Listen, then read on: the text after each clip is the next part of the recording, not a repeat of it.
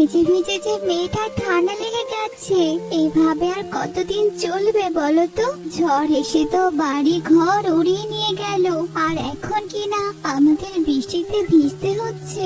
কি আর করবো টুনি, আগে থেকে যদি বাড়িটার ভালো মতো মেরামত করতাম তাহলে হয়তো আমাদের এই দিনটা দেখতে হতো না।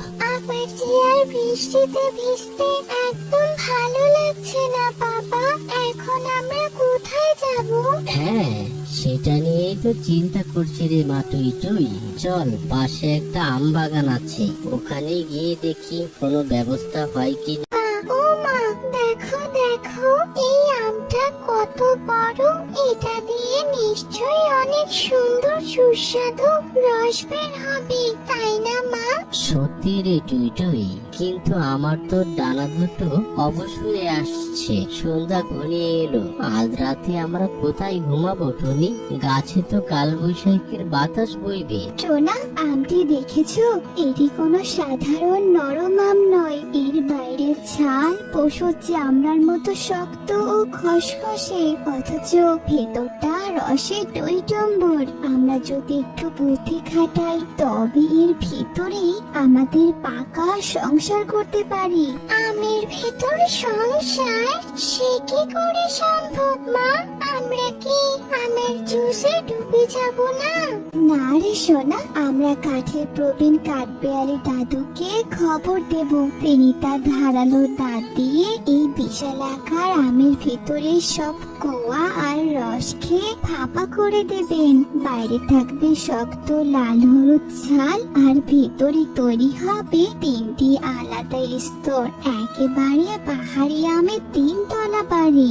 আরে বাহ টুনি, তোমার মাথায় তো এক অদ্ভুত রাজকীয় বুদ্ধি এসেছে। কাঠবিড়ালিকে ডাকলে কাজটা দারুণ হবে।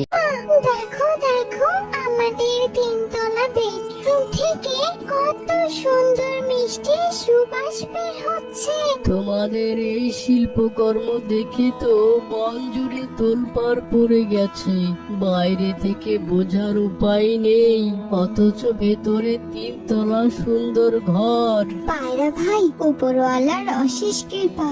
ঝড় থেকে বাঁচতে এইটুকু বুদ্ধি খাটাতেই হলো। এ তো মহা অন্যায়। এই টুনি টোনা ভিখারির দল থেকে রাজপ্রাসাদের মতো আমবাড়িতে, আর আমি বনের প্রধান কাক হয়ে থাকি পচা খড়ের কোটরে। এই রঙিন 3 তলা বাড়ি তো আমার রাজকীয় চালচলনের সাথে মানায়। যেমন করেই হোক এই বাড়ি আমার দখল করতেই হবে। ও টোনা ভাই, টুনি বোন ঘরে আছো নাকি? আরে কালুয়া ভাই, কি সমাচার হঠাৎ আমাদের দ্বারে? কিসের সমাচার রে টোনা? তোরা তো দেখি দিনে দুপুরে বনের আইন ভেঙেছিস। এই গোটা আমবাগান আমার জ্যাঠামশাইয়ের সম্পত্তি। তোরা কোনো অনুমতি ছাড়া আমার বাগানের রাজকীয় আম কেটে ভেতরে অনুপ্রবেশ করেছিস। মিথ্যা কথা বলো না কালো ভাই। এই আমবাগান পুরো বনের সাধারণ সম্পত্তি, সব পাখির সমান অধিকার। তুমি অযথা নিজের বলে দাবি করছো। একদম মুখের উপর তর্ক করবি না টুনি। এই লাল হলুদ 3 তলা আমবাড়ি আজ বিকেলের মধ্যে তোদের খালি করে দিতে হবে, নয়তো আমি তোদের জোর করে টেনে হিসড়ে নামিয়ে দেব। কাকু, আমাদের তাড়িয়ে দিও না। আমরা অনেক কষ্ট করে বাড়িটা বানিয়েছি। কাঁদলে কাজ হবে না ছানা। তোদের বিচার হবে বনের প্রধান পেঁচাদারুর দরবারে। তোরা দখলদার। শান্ত হও সবাই, সবাই শান্ত হও। কালুয়া কাক অভিযোগ করেছে টনি ও টোনা নাকি তার পারিবারিক আমবাগানের সম্পত্তি জবরদখল করেছে এবং আস্ত একটি পাকা আম পচিয়ে বিনষ্ট করেছে। টুনি, তোমাদের এই ব্যাপারে কিছু কি বলার আছে? বিচারক কাকু, কালুয়া কাকের প্রতিটি কথা মিথ্যা কোথাও বানানো। এই আমবাগান কোনো ব্যক্তির নিজস্ব নয়, তা বনের সবার। তাছাড়া আমরা কোনো ভালো আম নষ্ট করিনি। বাতাসের তোড়ে যে আমটি বোটা আলগা হয়ে খসে পড়েছিল, আমরা কাঠবিড়ালি দাদুকে দিয়ে সেটিকে ফাঁপা বানিয়ে নিজেদের বসবাসের যোগ্য বানিয়েছি। একদম মিথ্যা কথা দাদু, একদম মিথ্যা কথা। ওই আমটি আমার নিজের পাহারায় রাখা ছিল। টুনিরা গায়ের জোরে ওটা দখল করে ভেতরে কুৎসিত জিনিসপত্র ঢুকিয়েছে। তাছাড়া টুনি দাবি করছে ওটা নাকি 3 তলা ঘর। আসলে ওটা একটা পচা ও নোংরা আম ছাড়া কিছুই নয়। একজন বিচারক হিসেবে এই পচা আম উচ্ছেদ করা আপনার দায়িত্ব। দাদু, কালুয়া মিথ্যা বলছে। আমি নিজে চোখ দিয়ে দেখেছি টুনির ঘরটি অত্যন্ত পরিষ্কার, রুচিশীল এবং সুবাসিত। তুই টনির ঘনিষ্ঠ প্রতিবেশী, তুই তো ওর পক্ষই নিবি, সেটা আমি খুব ভালো করেই জানি। তোমরা নীরব হও সবাই, কোনো হট্টগোল বরদাস্ত করা হবে না। পেঁচা কোনো দিন না দেখে বা প্রমাণ ছাড়া রায় দেয় না। কালুয়া বলছে পচা আম, আর টনি বলছে সুবাসিত 3 তলা বাড়ি। এই মামলার সত্যতা যাচাই করতে আমি নিচে ওই বাহারি আমের 3 তলা বাড়ি পরিদর্শনে যাব। বাহ, সুবাসটা তো দারুণ। টুনি, আমাকে ভিতরেই নিয়ে চলো। আসুন বিচারক দাদু, আপনাকে প্রতিটা তলা ঘুরিয়ে দেখাচ্ছি। দাদু, এই প্রথম তলায় আমাদের বসার ঘর ও মেহমানদের আপ্যায়ন করার জায়গা।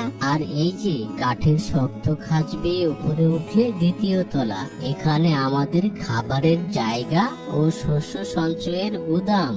আর এই যে এই 3 তলায় আমার শোবার ঘর। দেখো কত নরম ফুল আর তুলো বিছানো। অসাধারণ আর অবিশ্বাস্য কারিগরি। বাইরে থেকে মজবুত হলে ঝড়ের আঘাত থেকে রক্ষা করবে, আর ভিতরে আলো বাতাস চলাচলের জন্য এত সুন্দর ফোকর। বাহ টুনি, বাহ, তোমার বুদ্ধির তারিফ না করে পারছি না। কি দাদু, পচা আমটা ভাঙ্গার রায় দিচ্ছেন তো? ঘরটা খালি করে আমাকে বুঝিয়ে দিন। খামোশ লোভী কালুয়া, খামোশ। তোকে তো এই মুহূর্তে বন থেকে বের করে দেওয়া উচিত। টুনি ও টোনা অত্যন্ত বুদ্ধি ও পরিশ্রম করে এই সুন্দর স্থাপনা গড়ে তুলেছে, আর তুই কেবল হিংসা ও লোভের বশে এসে মিথ্যা দাবি তুলছিস, তাই না? দাদু, আমায় মাফ করে দিন। বিচারক পেঁচার কাছে অন্যায়ের কোনো ক্ষমা নেই। অন্যের কষ্টার্জিত 3 তলা বাড়ির উপর নজর দেওয়ার শাস্তি স্বরূপ তুই আগামী 3 মাস এই আম বাগানের পাহারা দিবি। যদি কোনো দুরন্ত চিল বা বাজ পাখি টুনিদের ঘরের ক্ষতি করতে আসে, তবে তোকে জীবন দিয়ে তা রক্ষা করতে হবে। এটাই আমার চূড়ান্ত রায়। হুররে! আমাদের 3 তলা বাড়ি এখন একদম নিরাপদ। অনেক ধন্যবাদ বিচারক দাদু, আপনি সঠিক বিচার করেছেন। টনি বোন, টোনা ভাই, আমায় ক্ষমা করে দাও, আমায় ক্ষমা করে দাও। আমি পরশ্রী কাতর হয়ে লোভের বশে তোদের এত বড় ক্ষতি করতে চেয়েছিলাম। আজ আমি বুঝতে পেরেছি অন্যের জিনিসে নজর না দিয়ে নিজের যোগ্যতায় কিছু করে আসল সম্মান। কালো ভাই, অনুশোচনায় পাখির আসল পরিবর্তন আনে। তুমি তোমার ভুল বুঝতে পেরেছো, এতেই আমরা খুশি। আজ থেকে আমরা সবাই একসাথে এই আম বাগানেই মিলেমিশে